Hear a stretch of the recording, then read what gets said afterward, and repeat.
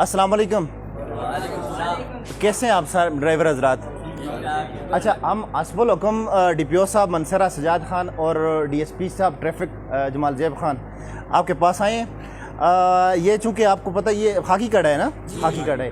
अच्छा सर, इस तरह है ना, दो तीन चीज़ें हैं, ठीक है। सबसे पहले आप जब भी सर पैसेंजर उठाते हैं, आप जितने भी ड्राइवर हजरात हैं, आप उठाएंगे अड्डे के ऊपर। फॉर एग्जांपल आप एक गाड़ी को, जिस तरह आपने यहाँ पे गाड़ियाँ खड़ी की हैं, जब रोड पे आप जाएंगे एक गाड़ी बाहर लेके जाएंगे, ठीक है, वो फुल होगी, वो निकलेगी तो तब दूसरी गाड़ी रोड पे लाएंगे। अदरवाइज रोड पे कोई भी गाड़ी सवारी ना उठाएगा और ना सवारी वो उतारेगा, ठीक हो गया।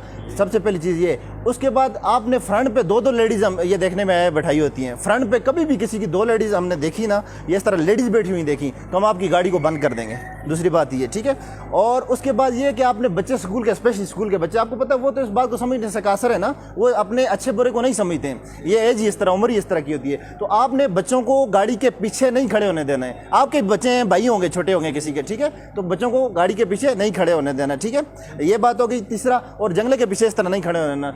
आप ये फर्स्ट फेज में, चूंकि DPO साहब ने ये कहा है कि फर्स्ट फेज में आप इनको एजुकेट करें, ठीक है, कोशिश करें। आप ये देखें, इनका आप DPO साहब को और DSP साहब का ये इनका इनिशिएटिव है एजुकेशन यूनिट, क्योंकि आपको फाइन जितना हो सके कम करें, जुर्माने बहुत ज़्यादा कम करें, जुर्माने करें ही ना, हमारा ये, ठीक है, मकसद DPO साहब का, DSP साहब का। और पहले हम आपको एजुकेट करेंगे। एक बंदे को पहले समझाया जाता है, अगर वो नहीं समझते देन हम आपको हैवी फाइन करेंगे और आपकी गाड़ी को कंपाउंड किया जाएगा, ठीक हो गया, समझ आ गया?